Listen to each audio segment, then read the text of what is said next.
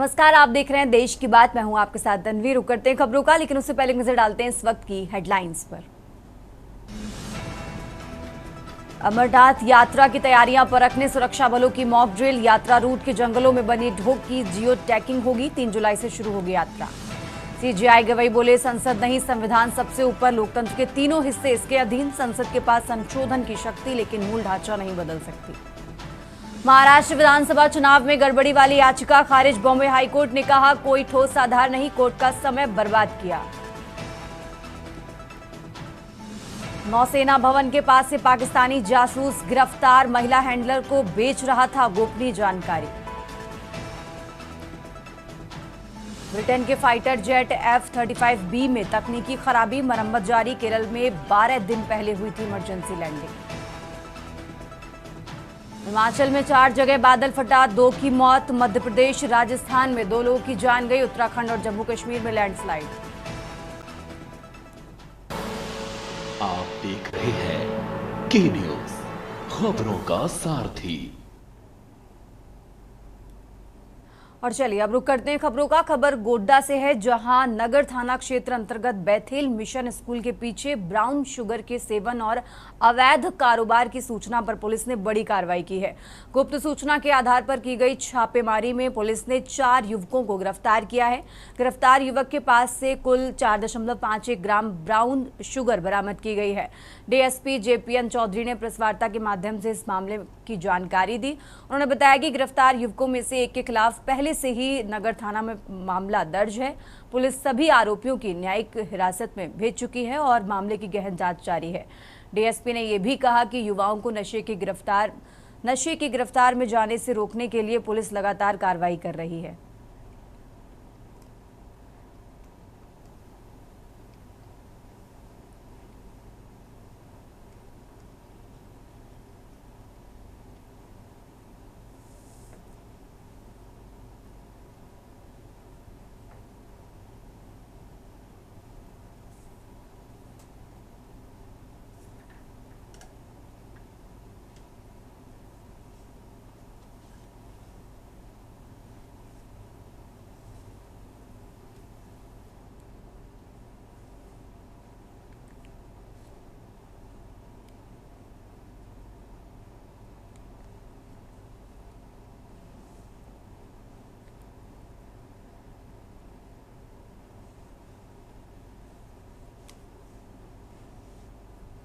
और चलिए देश की बात में आगे बढ़ते हैं। बात कर रहे हैं झारखंड के गोड्डा से, जहां बायोडायवर्सिटी पार्क के पास उस समय अफरा तफरी मच गई जब ड्राइविंग प्रैक्टिस के दौरान एक कार में अचानक आग लग गई।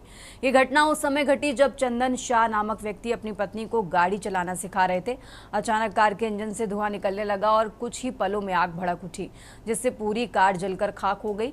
हादसे में किसी की जान को नुकसान नहीं हुआ है, लेकिन कार पूरी तरह नष्ट हो गई है। बताया गया कि कार करीब 6 साल पुरानी थी और अब तक उसमें कोई तकनीकी समस्या नहीं आई थी।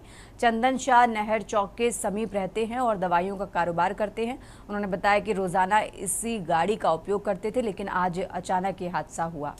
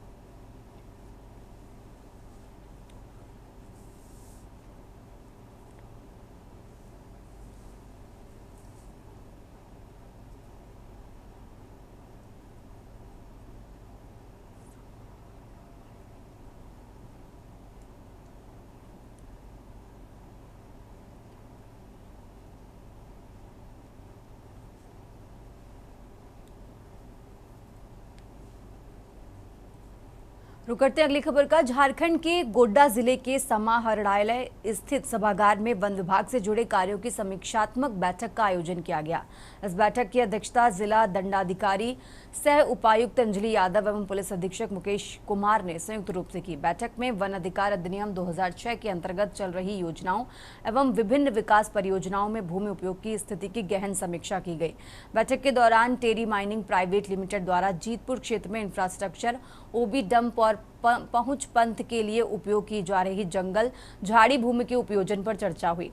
इसके अलावा BREO अंचल अंतर्गत मौजा शहरपुर में गोड्डा पीर पैंती नई बीजी रेलवे लाइन निर्माण परियोजना से संबंधित भूमि उपयोग को लेकर भी विस्तार से चर्चा की गई। उपायुक्त अंजलि यादव ने साफ निर्देश दिए कि किसी भी विकास कार्य में वन अधिकार अधिनियम 2006 के सभी प्रावधानों का सख्ती से पालन सुनिश्चित किया जाएगा। उन्होंने कहा कि स्थानीय समुदायों के अधिकारों की रक्षा करते हुए पर्यावरणीय संतुलन और आदिवासी हितों को प्राथमिकता दी जानी चाहिए। जिला कल्याण पदाधिकारी ने बताया कि दोनों परियोजनाओं के लिए आवश्यक प्रस्ताव संबंधित प्राधिकारों को भेजे जा चुके हैं और उनकी स्वीकृति प्रक्रिया प्रगति पर है।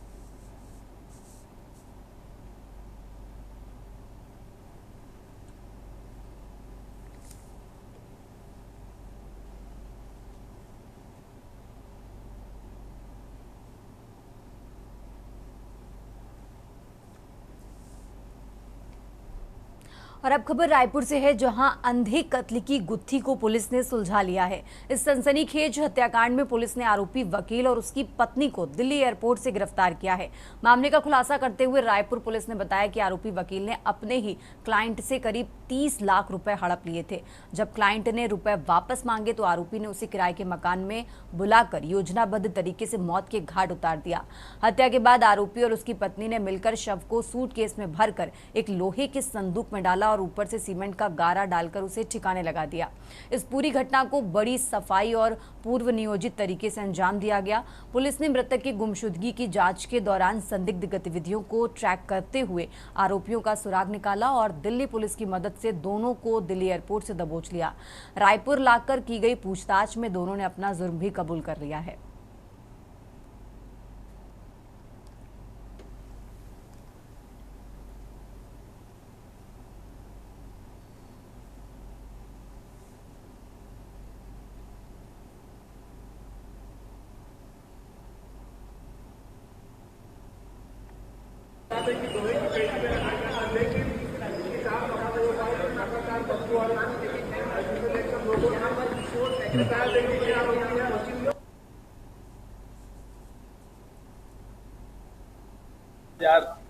तेईस जून 2025 को पुलिस को यह सूचना प्राप्त हुई थी कि इंद्रप्रस्थ कॉलोनी के नाले के पास में एक ट्रंक के अंदर एक ट्रॉली बैग के अंदर एक अज्ञात व्यक्ति का शव पड़ा हुआ है।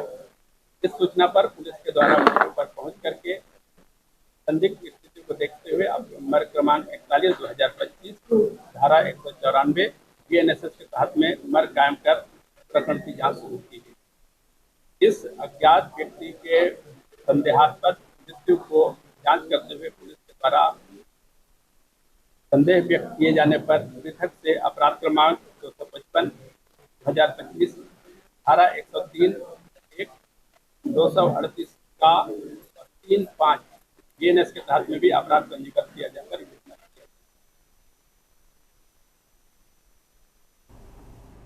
और अब खबर छत्तीसगढ़ के जगदलपुर से है, जहां से एक चौंकाने वाली घटना सामने आई है। संजय गांधी वार्ड की पार्षद कोमल सेना के साथ एक महिला द्वारा मारपीट का मामला सामने आया है। जानकारी के अनुसार झोपड़ापारा निवासी महिला आरती सोना जाति और निवास प्रमाण पत्र बनवाने के सिलसिले में पार्षद कोमल सेना के पास पहुंची थी। पार्षद ने महिला को बताया कि निवास प्रमाण पत्र का फॉर्मेट समाप्त हो गया है और नया फॉर्मेट छपने के बाद प्रमाण पत्र जारी किया जाएगा। इसके जवाब से महिला भड़क गई और उसने पार्षद कोमल सेना और उनकी जेठानी के साथ गाली गलौज करते हुए मारपीट शुरू कर दी। घटना के दौरान दोनों महिलाओं के चेहरे पर चोटें आई हैं। घायल पार्षद और उनकी जेठानी बोधघाट थाना पुलिस पहुंची और आरोपी महिला आरती के खिलाफ एफआईआर दर्ज करवाई।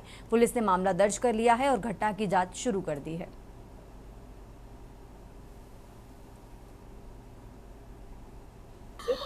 एफआईआर दर्ज हुआ है। तो ये घटना तो सुबह मॉर्निंग में घटी थी मैडम, तो अभी तक पुलिस कोई कार्रवाई नहीं की क्या इसके ऊपर? शायद पुलिस के ऊपर भी दबाव बन रहा है, शायद इसी के लिए नहीं करी होगी, क्योंकि सुबह से शाम हो गया। तो आप लोग इस अभी क्या कार्रवाई अगर पुलिस नहीं कर रही है तो फिर अभी आप लोग क्या निर्णय ले रहे हैं इस संबंध में? अभी तो हमारे को आश्वासन दिया गया है कि कार्रवाई इसमें होगी, नहीं होगी तो आगे जो भी हमारे शीर्ष नेताओं का जिस तरह का उनका रहेगा और दिशा निर्देश रहेगी उस हिसाब से फिर अपन। लेकिन अभी तक तो कार्रवाई हो जानी चाहिए थी जी मेरे हिसाब से। तो आप लोग अभी तक एसपी साहब को इसके संज्ञान में नहीं लाए क्या? नहीं, जब ये सब घटना हुई तो मैं यहाँ पर जब थाने में आई तो सर शिकायत लिखे तो जरूर, आवेदन मेरे से ले लिए, मगर एफआईआर दर्ज नहीं किए थे। तो उसी के लिए कांग्रेस पार्टी के सभी लोग आए हुए थे, सभी हमारे पदाधिकारी और हमारे कार्यकर्ता आए हुए थे और यहाँ पर बात भी किए। तो उनके द्वारा यही कहा गया कि काउंटर रिपोर्ट किया जाएगा बोल के। चोट मेरे को लगी है, परेशान मैं से हो रही हूँ। एक जनप्रतिनिधि होने के नाते यदि ऐसा, आप कांग्रेस के हो या बीजेपी के हो, आप पार्षद हैं, आप एक जनप्रतिनिधि हैं, तो आपका दायित्व बनता है कि आपके वार्ड में सभी को सुविधाएं उपलब्ध कराया जाए।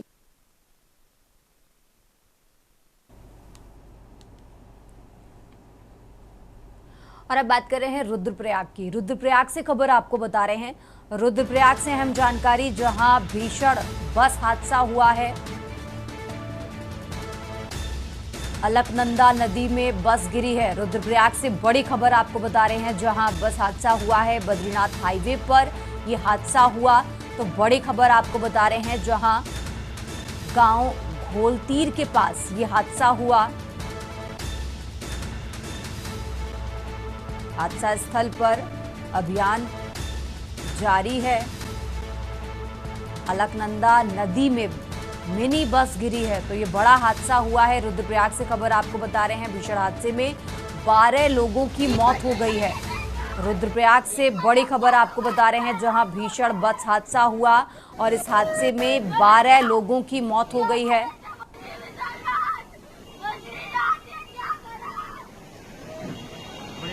अलकनंदा नदी में बस गिरी। तो बद्रीनाथ हाईवे पर यह हादसा हुआ है। इस हादसे में 12 लोगों की मौत हो गई है। रुद्रप्रयाग से खबर आपको बता रहे हैं, जहां गांव घोलतीर के पास यह हादसा हुआ। हादसा स्थल पर बचाव अभियान लगातार जारी है और इस हादसे में 12 लोगों की मौत हो गई है। अलकनंदा नदी में मिनी बस गिरी है। रुद्रप्रयाग से खबर आपको बता रहे हैं, भीषण हादसे में 12 लोगों की मौत हो गई है। रुद्रप्रयाग से अहम जानकारी आपको बता रहे हैं, जहां भीषण बस हादसा हुआ और इस हादसे में 12 लोगों की मौत हो गई है और अभी भी बचाव अभियान लगातार जारी है।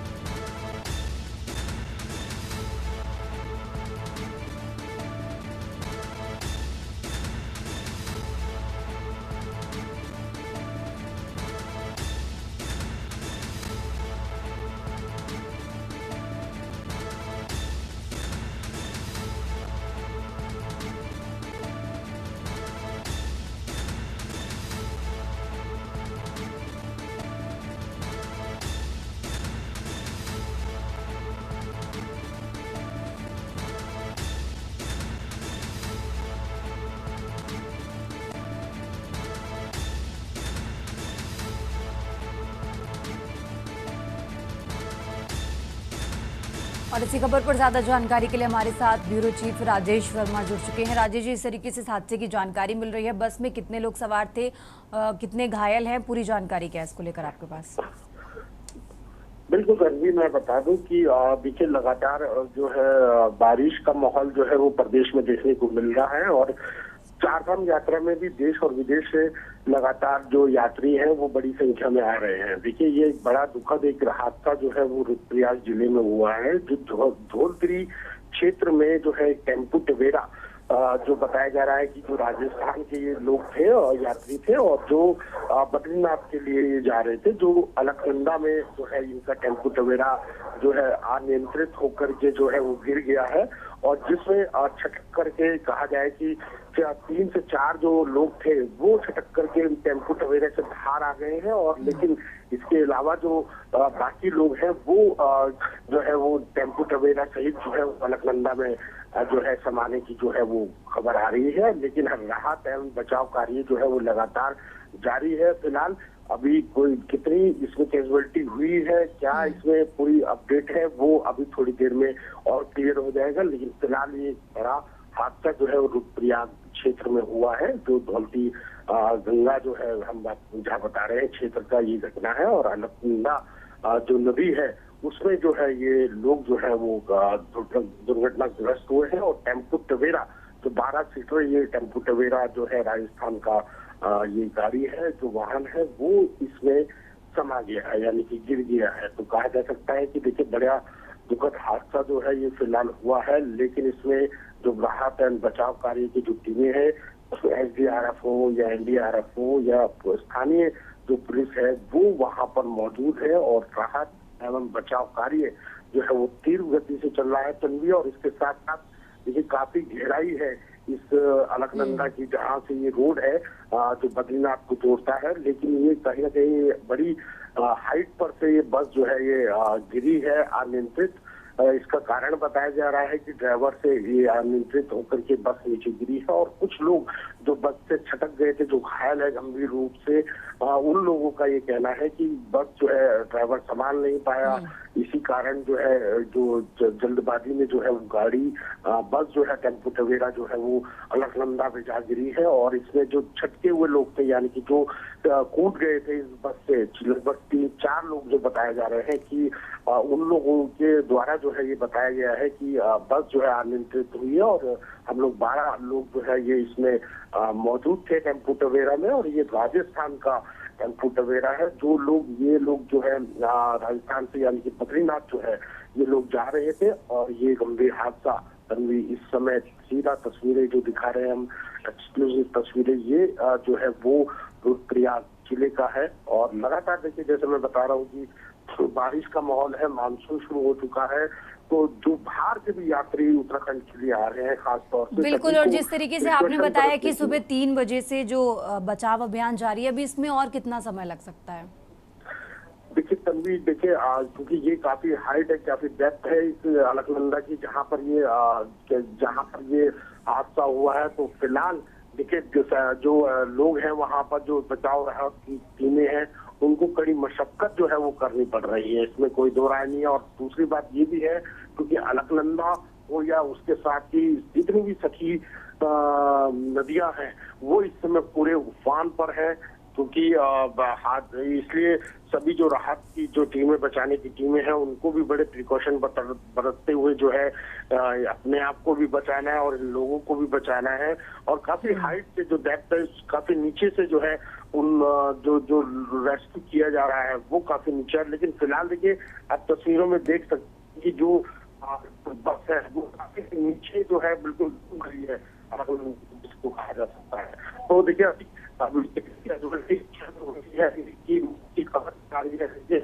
जब तक अधिकारी औपचारिक तौर क्लियर नहीं होगा तो ये कहना बड़ा मुश्किल होगा, लेकिन जो 12 स्थान है वो कहीं ना कहीं है और ये टेम्पू टवेरा जो है राजस्थान का है, जैसे मैंने आपको बताया। और लगातार यात्रा चल रही है और मानसून अपने चरम पर है, तो कहीं ना कहीं यात्रियों को भी प्रिकॉशन बरतने की जरूरत है। जो भी उत्तराखंड में या किसी भी धाम पे आ रहे हैं तो बारिश का पूरा मुआयना करने के बाद ही पहाड़ पर चढ़े, ताकि जो लैंडस्लाइड का खतरा वो पहाड़ों पे हो रहा है लगातार, कई ऐसी चीजें हैं जिनको लेकर के बाहर के जो ड्राइवर्स आते हैं या यात्री आते हैं उनको इस बात का अंदाजा तक भी नहीं हो पाता, और कहीं ना कहीं इस तरीके की लापरवाहियां जो है बिल्कुल देखना होगा इस मामले में कब तक ऑफिशियली अनाउंसमेंट बातें निकलकर सामने आती है। आपका बहुत बहुत शुक्रिया हमारे साथ जुड़ने के लिए राजेश जी। और ये रुद्रप्रयाग से खबर आपको बता रहे हैं, जहां अलकनंदा नदी में मिनी बस गिरी है और इस हादसे में 12 लोगों की मौत हो गई है, तो वहीं बचाव अभियान लगातार जारी है।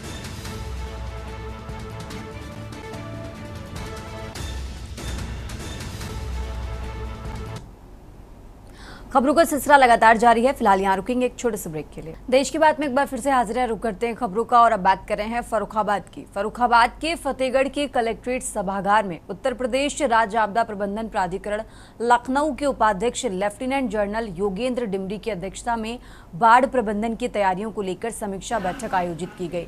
इस बैठक में जिलाधिकारी आशुतोष कुमार द्विवेदी, पुलिस अधीक्षक आरती सिंह, मुख्य विकास अधिकारी अरविंद कुमार मिश्र सहित संबंधित विभागों के अधिकारी मौजूद रहे। लेफ्टिनेंट जनरल डिमरी ने सभी विभागों को बाढ़ से निपटने की तैयारियों की विस्तार से समीक्षा की और कई अहम निर्देश दिए। उन्होंने कहा कि समीपवर्ती जनपदों में हो रही बारिश की मैपिंग कराई जाए ताकि संभावित बाढ़ के प्रभाव का पूर्वानुमान लगाया जा सके। बाढ़ संभावित क्षेत्रों में बच्चों को तैराकी का प्रशिक्षण दिया जाए और खतरनाक स्थलों पर चेतावनी बोर्ड लगाए जाए। उन्होंने निर्देश दिए कि बाढ़ प्रभावित क्षेत्रों में बोट एम्बुलेंस की तैनाती सुनिश्चित की जाए तथा स्कूलों में बच्चों को बाढ़ से जुड़ी दुर्घटनाओं के प्रति जागरूक भी किया जाए।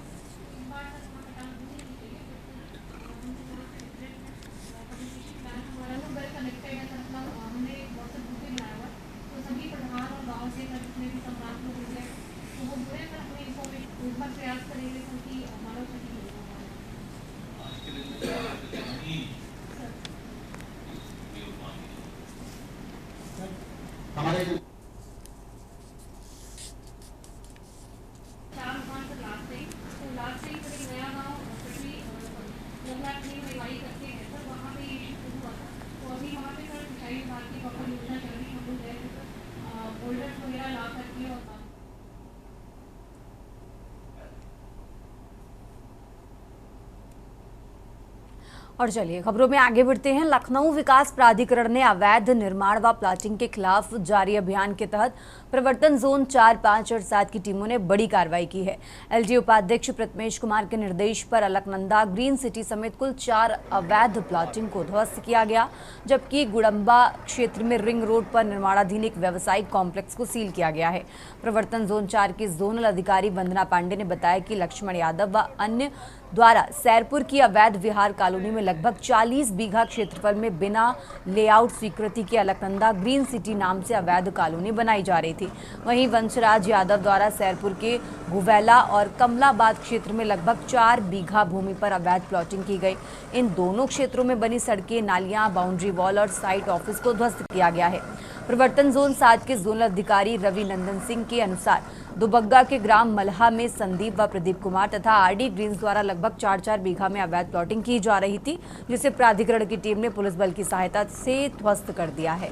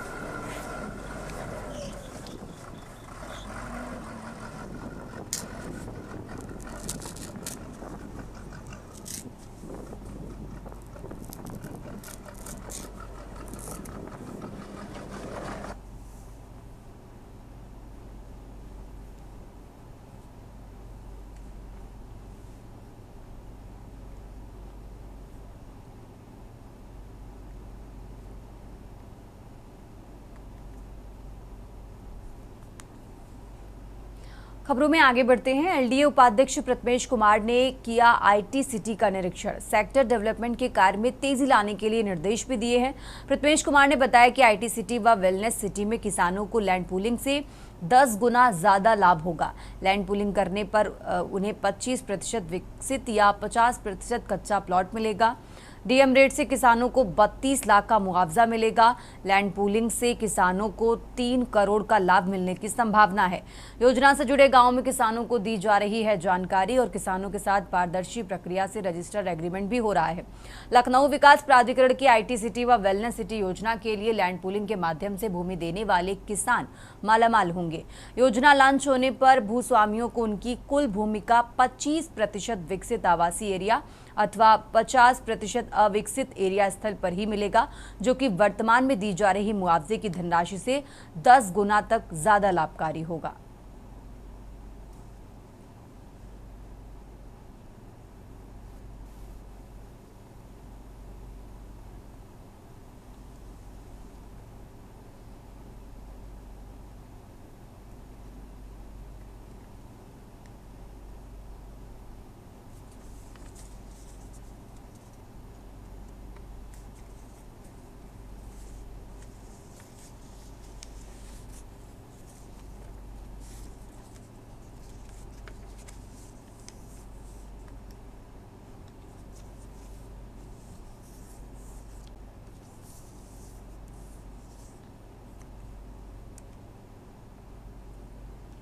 खबरों में आगे बढ़ते हैं। फतेहगढ़ स्थित कलेक्ट्रेट सभागार में उत्तर प्रदेश के पर्यटन एवं संस्कृति विभाग मंत्री फर्रुखाबाद जयवीर सिंह की अध्यक्षता में विकास कार्यों एवं कानून व्यवस्था की एक समीक्षा बैठक का आयोजन किया गया।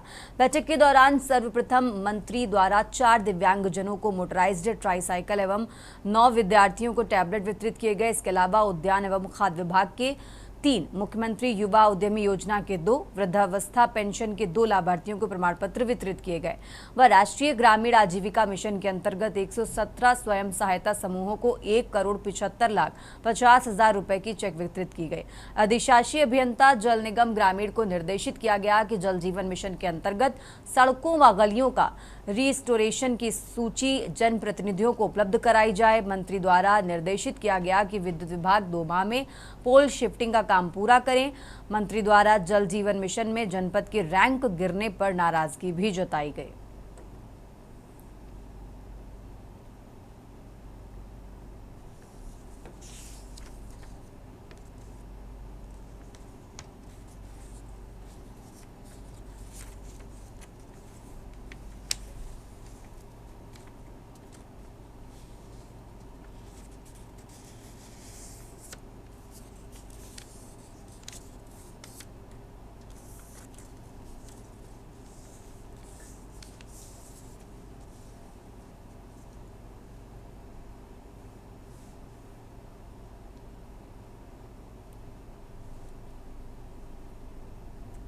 और अब बात कर रहे हैं लखनऊ की। लखनऊ से खबर आपको बता रहे हैं, राजधानी लखनऊ से अहम जानकारी आपको बता रहे हैं, जहां आलमबाग थाने में युवती ने तहरीर दी है।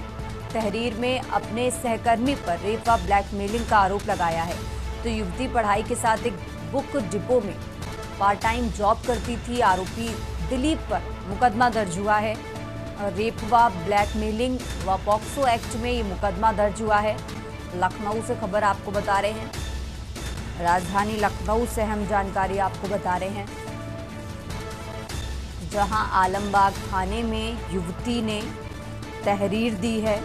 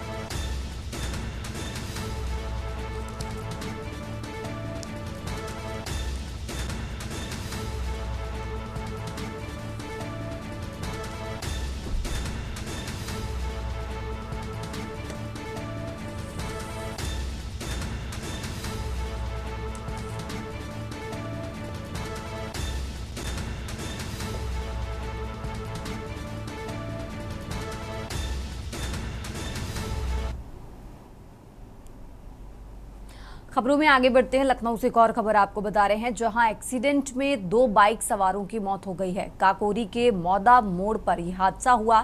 इलाज के दौरान दोनों व्यक्तियों की मौत हो गई है। 18 वर्षीय श्याम व 28 वर्षीय रामू की इस हादसे में मौत हुई है। लखनऊ के काकोरी थाना क्षेत्र का ये मामला आपको बता रहे हैं, जहां 18 वर्षीय श्याम और 28 वर्षीय रामू की इस हादसे में मौत हो गई है। लखनऊ के काकोरी थाना क्षेत्र का ये मामला आपको बता रहे हैं, जहां एक्सीडेंट में 2 बाइक सवारों की मौत हुई। काकोरी के मौदा मोड़ पर यह हादसा हुआ है। इलाज के दौरान दोनों व्यक्तियों की मौत हो गई है। लखनऊ के काकोरी थाना क्षेत्र का ये मामला आपको बता रहे हैं, जहां एक्सीडेंट में 2 बाइक सवारों की मौत हुई है।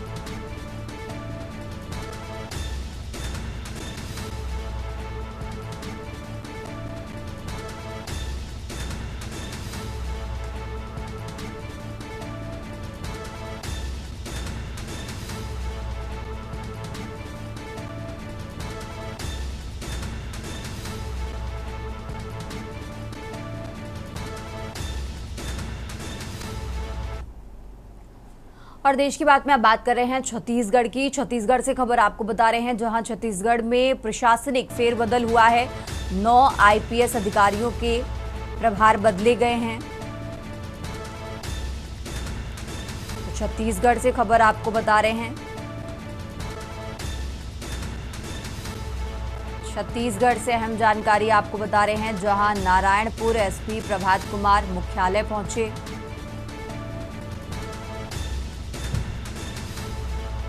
छत्तीसगढ़ से खबर आपको बता रहे हैं, पूजा कुमार बने एसपी बिलासपुर। तो छत्तीसगढ़ में प्रशासनिक फेरबदल किया गया है। छत्तीसगढ़ से बड़ी खबर आपको बता रहे हैं, 9 आईपीएस अधिकारियों के प्रभार बदले गए हैं।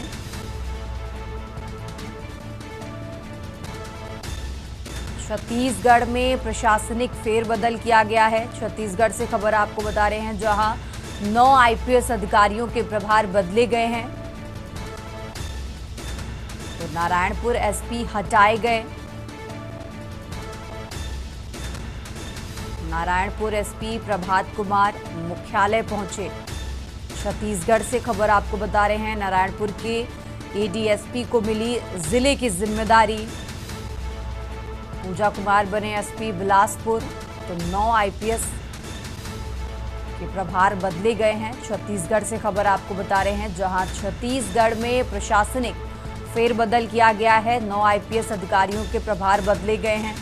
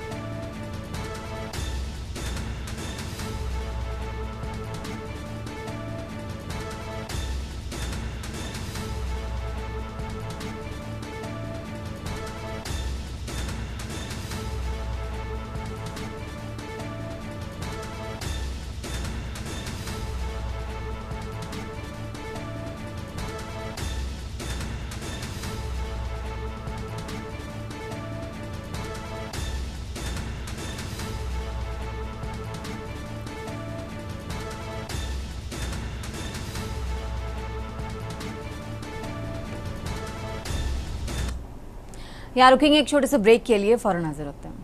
ब्रेक से वापस आ चुके हैं। रुक करते खबरों का। खबर इटावा से है, जहां इटावा के ददरपुर गांव में कथावाचक के साथ घटना के बाद जिस तरह से राजनीतिक रूप दे दिया गया है, समाजवादी पार्टी के मुखिया अखिलेश यादव ने कथावाचक को सम्मानित किया तो इटावा के अखिल भारतीय ब्राह्मण सभा संगठन के लोगों ने विरोध करते हुए कहा कि जिस तरह से समाजवादी पार्टी राजनीति कर रही है ये गलत है, जबकि झूठ पर कार्रवाई भी होनी चाहिए। पहले उन लोगों ने गलत आधार कार्ड बनाकर महिला के साथ छेड़खानी की, उसके बाद ये घटनाक्रम हुआ। घटना की निंदा करते हैं, लेकिन इसके बाद भी कार्रवाई उन लोगों के ऊपर भी बनती है। हम प्रशासन से मांग करते हैं कि निष्पक्ष कार्रवाई करते हुए काम करें। देखो, हम केवल इतना ही कहना चाहते हैं, अध्यक्ष जी बोल चुके और लोग बोल चुके, तो सब कुछ हो ही चुका है, बोल चुके हैं और अध्यक्ष जी के बाद में कोई बोलने का कोई महत्व नहीं। लेकिन हमारा ये कहना है कि चाहे नेता हो चाहे अधिकारी हो, सत्य को सत्य, सही को सही कहना सीखें और कहें। नंबर दूसरा, चाहे हमें समझ में नहीं आता है कि ब्राह्मण का विरोध तो सब करते हैं, लेकिन टाइटल ब्राह्मण ही का पहनना चाहते हैं, लेना चाहते हैं। जहाँ देखो टाइटल ब्राह्मण को ले लो, कोई अग्नोत्री लिखन लगो, कोई तिवारी लिखन लगो, और विरोध ब्राह्मण ही करते हैं। मित्र, गलत को गलत और सही को सही कहने का प्रयास करो, कहना सीखो, चाहे नेता हो चाहे अधिकारी हो। धन्यवाद। भाई, ये घटना बहुत ही दुखद है कि 420 अपनी आईडी छुपा के वहाँ पे भागवत, देखो भागवत जिसको ज्ञान है वो भागवत कहेगा। भागवत करना और ज्ञान प्राप्त करना ये अलग बात है। हर समाज में अपने अपने संत हुए हैं, हम सबका सम्मान करते हैं, लेकिन भागवत के नाम पर वहाँ पे अश्लील महिलाओं के साथ हरकत करना, वहाँ पे अपनी आईडी छुपा के ब्राह्मण बन के वहाँ पे जाना, समझे? तो ये गाँव वालों को दुख हुआ जब महिलाओं के साथ बदतमीजी, महिलाओं ने अपने संरक्षक लोगों से कहा, अपने घर में परिवार के लोगों से कहा कि ये पंडित जी कैसे हैं, यहाँ पे हंसी मजाक कर रहे हैं, खाना खिला रहे तो हाथ पकड़ लिया मेरा। तो ये सब जब घटना हुई तो अब अभी इसमें आके उनके साथ हुई तो वो बोले मैं यादव हूँ, तो उन्होंने आप पे आईडी तो ब्राह्मण की, आईडी ब्राह्मण ही दिखा रहे थे। तो मैं ये चाहता हूँ कि जिनने जो ब्राह्मण ने गलतियाँ की कि उनको मारपीट की, तो अभी तक किसी भी व्यक्ति ने ये नहीं कहा कि उन्होंने बहुत अच्छा कार्य किया। मुझे इस बात से तो कोई दिक्कत नहीं थी कि भाई कथा भागवत कोई भी पढ़े, लेकिन इस तरह से ये जो छल फरेब और झूठ फैलाया गया, ये जो अपना वितंडावाद किया गया, इस बात से मुझे बहुत दुख हुआ कि अगर आप में ज्ञान है तो आपको समाज पूजेगा। आप अकेले नहीं जाने कितने सर्वमान पूज्य हैं, किन किन के नाम लूं। सबसे ज्यादा घृणित तो स्थिति तो भूषण जी की थी, वहाँ शंकर जी जाते थे कथा सुनने, आपको पूरा सम्मान मिलता। लेकिन आपने ये जो वितंडावाद किया, आपने महिलाओं के साथ गंदे गंदे आपने दुअर्थी संवाद करके उनसे चौले मजाक के की, और उनको वो बाहुबली की तरह जो आपने गलत ढंग से छुआ, किसका बेटा ये स्वीकार कर लेगा। और हमें पता चला व्यक्तिगत रूप से कि उनकी चोटी या अपमान जो भी हुआ है वो उनके इस निंदनीय घृणित कर्म के कारण हुआ है, कथा पढ़ने के कारण कतई नहीं हुआ।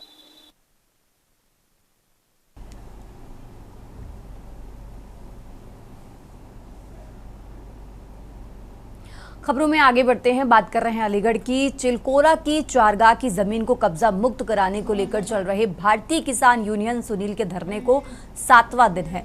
जिला प्रशासन ने चारगाह की जमीन को कब्जा मुक्त कराने को लेकर टीम गठित की है। राजस्व विभाग की टीम ने मौके पर पहुंचकर जगह को चिन्हित किया। खाली पड़ी जमीन पर राजस्व विभाग की टीम ने लगाए खंबे, जल्द से जल्द की जाएगी तारकशी। कब्जा की गई जमीन पर बिना हुई है अवैध मस्जिद और मदरसे बने हुए घरों को चिन्हित कर जल्द किया जाएगा कब्जा मुक्त। नायब तहसीलदार ने बताया कि जमीन की नपाई की जा रही है। खाली जमीन पर खंबे लगा दिए गए हैं। चारे के लिए खेती की जाएगी। अन्य जमीन को चिन्हित कर कब्जा मुक्त किया जाएगा। वहीं किसान यूनियन के राष्ट्रीय अध्यक्ष सुनील चौधरी का कहना है कि खाली जमीन पर खंबे लगाकर उन्हें लॉलीपॉप ना दिया जाए। जो जमीन कब्जा की हुई है उसे खाली कराया जाए। जल्द ही जमीन अगर खाली नहीं हुई तो भारतीय किसान यूनियन सुनील खुद बुलडोजर लेकर इस पर कार्रवाई करेंगे।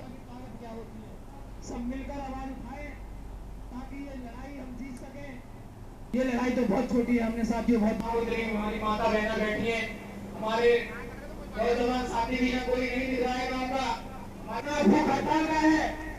अगर हमें यहाँ कोई और भी कदम उठाना पड़ा तो हम उठाएंगे, और जब तक ऐसा कदम नहीं उठाएंगे, जब तक हमारे अध्यक्ष जी आदेश नहीं करेंगे, हम अध्यक्ष जी हमारे देश को आजाद कराने के लिए कितने वीर जवानों ने अपनी शहादत दी है।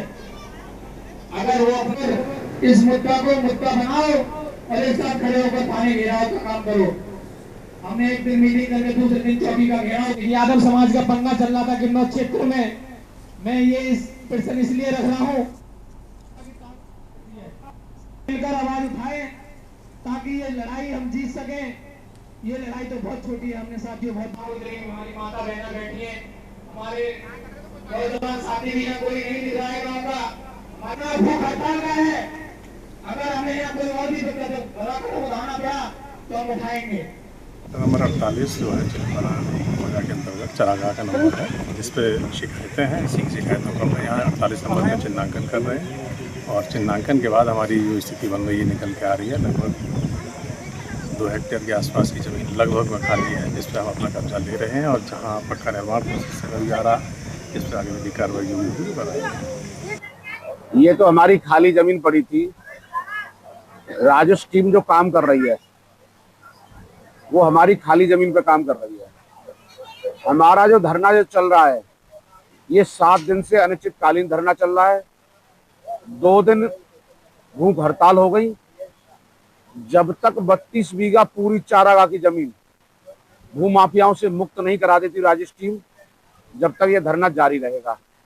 पूरे पत्रकार बंधुओं को पता है, सब अधिकारियों को पता है, वर्षों से भारतीय किसान यूनियन सुनील के बैनर तले इस पर संघर्ष हो रहा है। कहीं ना कहीं राजस्व टीम की लापरवाही के कारण भूमाफिया सक्रिय हुए और भूमाफियाओं ने लगभग 18-20 बीघा जमीन पूरी तरीका से कब्जा कर लिया 32 बीघा में से।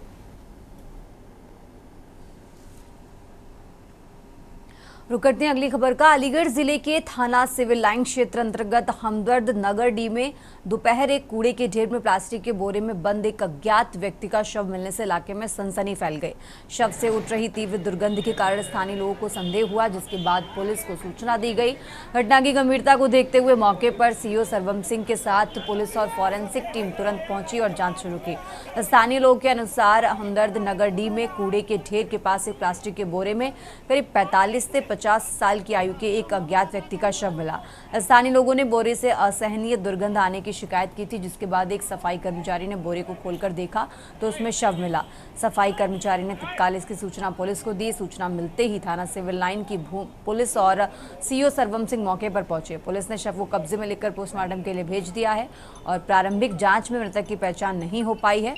पुलिस शिनाख्त के लिए आसपास के क्षेत्रों में गुमशुदा व्यक्तियों की जानकारी जुटा रही है।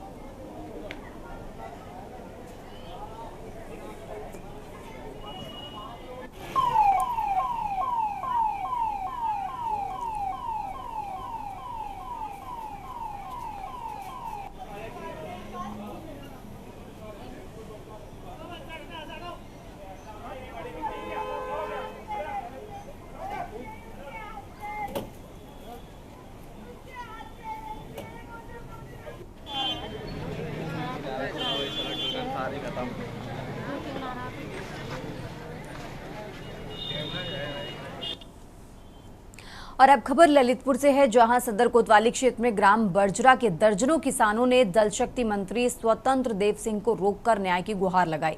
किसानों ने गांव के लेखपाल विक्रम निरंजन पर गंभीर आरोप लगाते हुए कहा कि गांव में किसानों ने 95% गेहूं की फसल बोई थी, लेकिन लेखपाल ने खसरा में मटर की फसल दर्ज कर काफी मात्रा में पैसा हड़पने का काम किया है।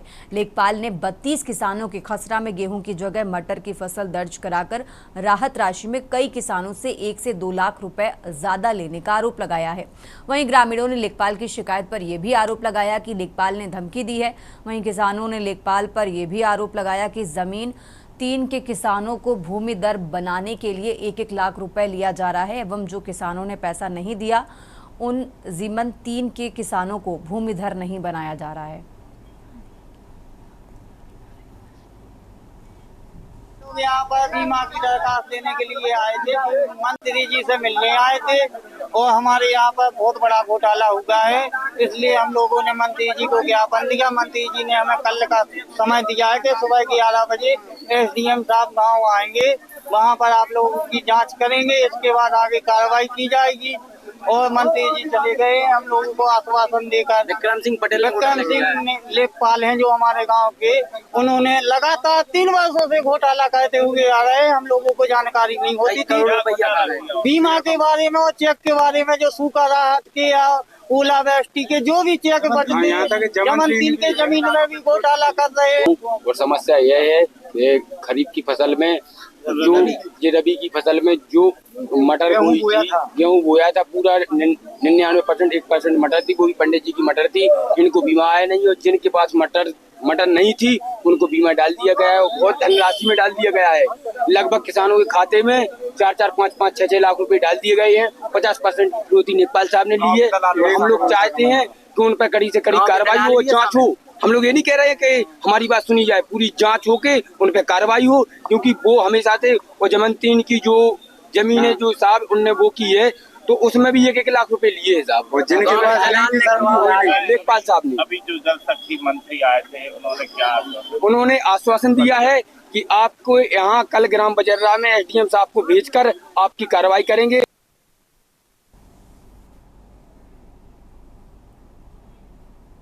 देश की बात में फिलहाल इतना ही। आप देखते रहिए के न्यूज़ इंडिया।